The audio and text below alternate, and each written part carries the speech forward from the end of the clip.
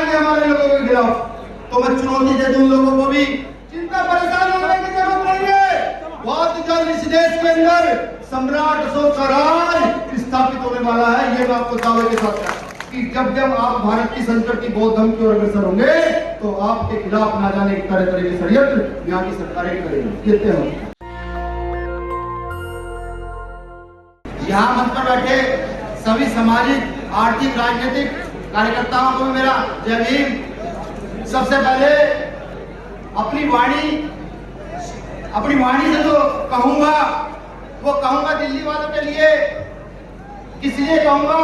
वो इसलिए कहूंगा कि उनको समझ जाना चाहिए कि ये जो कार्यक्रम चल रहे हैं इनको बौद्ध कार्यक्रम कहा जाता है। ये भारत की संस्कृति के कार्यक्रम है, भारत के इतिहास के कार्यक्रम है। तो मेरे शब्दों पर गौर फरमाइएगा। साथियों, महलों से खंडरों का वास्ता हो जाएगा, हमसे जो उलझेगा फना हो जाएगा।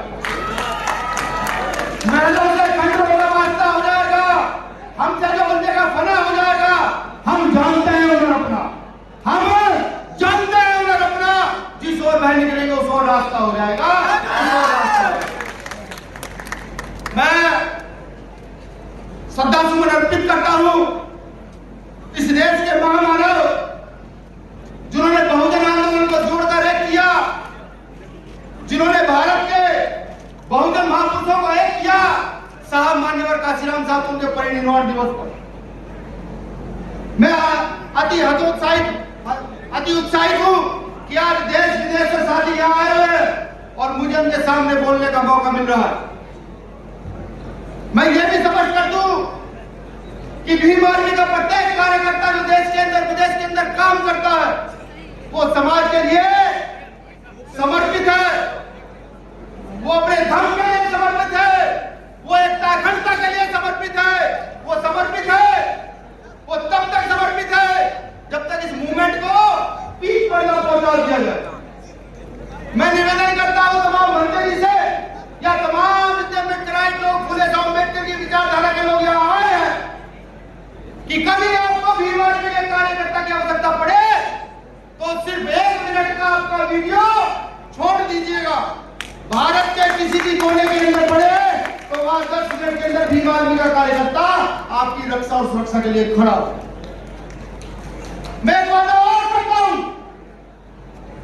बड़ी जिम्मेदारी से करता हूं कि इस देश की संस्कृति को जैसे जैसे वापस लौटाया जा रहा है माननीय भंते जी के द्वारा, यहाँ के सामाजिक कार्यकर्ताओं के द्वारा, कुछ इस देश के ऊपर मुर्गे जो मनु की औलाद है वो ये समझ बैठे हैं कि वो 4 लाइनों की पत्ती लिख करके और कोर्ट में जाकर मुकदमे दर्ज कराएंगे हमारे लोगों के खिलाफ।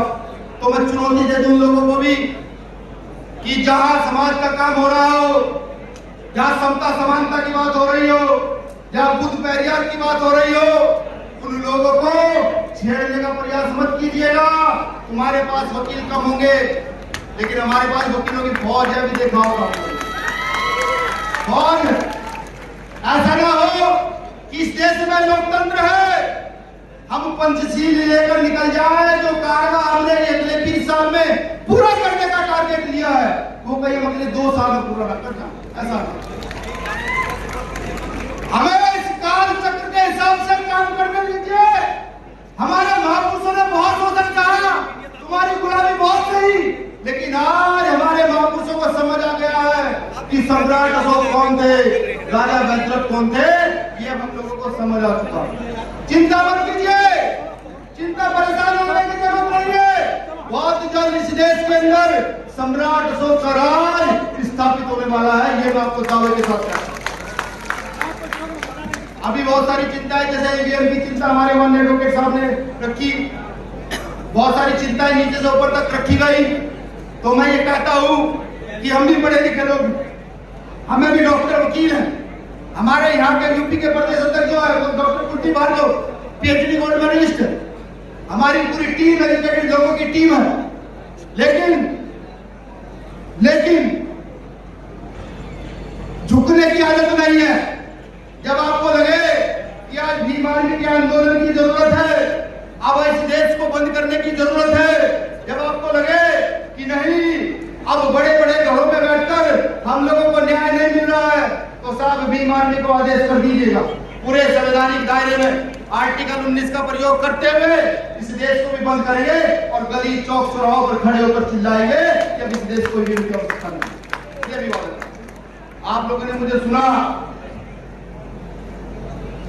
मुझे महसूस भी आप लोगों ने किया होगा, मेरा दर्द भी महसूस आप लोगों को हो चुका होगा, क्योंकि रात दिन जो देखते हैं, जिस दर्द से हम लोग गुजरते हैं वो सब आप महसूस कर रहे हैं। तो मैं ये चाहता हूं कि आप अपने घर से बच्चे को ला करके भीम आर्मी का कार्यकर्ता जरूर बनाएं। ये आज के लिए सही होना हो, लेकिन अगले आने वाले 10 और 20 साल के लिए ये बिल्कुल सही होगा, क्योंकि ये तय हो चुका है, दिल्ली की घटना से तय हो चुका है कि जब जब आप भारत की संकट की बौद्ध धमकी और अग्रसर होंगे तो आपके खिलाफ ना जाने तरह तरह के षड्यंत्र यहाँ की सरकारें करेंगी। ये तय हो। उस समय आपको भीम आर्मी का कार्यकर्ता आपके ढाल बनकर आपके सामने खड़ा हुआ। चंद लाइनों से अपनी बात खत्म कर दूंगा।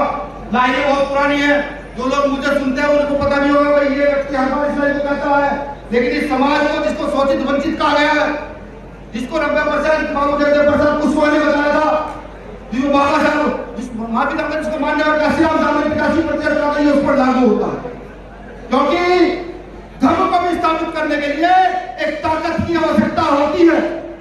वो ताकत लोकतंत्र के अंदर नीत बाबा साहब अम्बेडकर करके गए, उसी ताकत के लिए 2 लाइनें। साथियों, बुलबुल के पंजों में कभी बाज नहीं होते।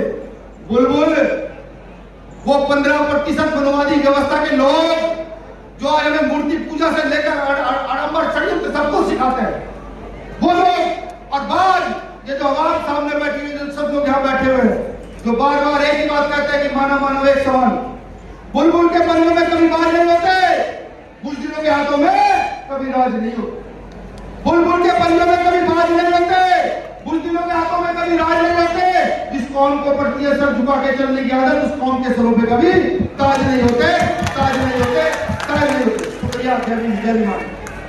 नेशनल दस्तक की आपसे गुजारिश है कि अगर इसको बचाना चाहते हैं तो नेशनल दस्तक को सब्सक्राइब करने के लिए रेड कलर के सब्सक्राइब बटन को दबाएं, फिर बेल आइकन की घंटी दबाएं। नेशनल दस्तक को बचाने के लिए बहुत जरूरी है कि हर खबर को शेयर करें, लाइक करें, कमेंट जरूर करें।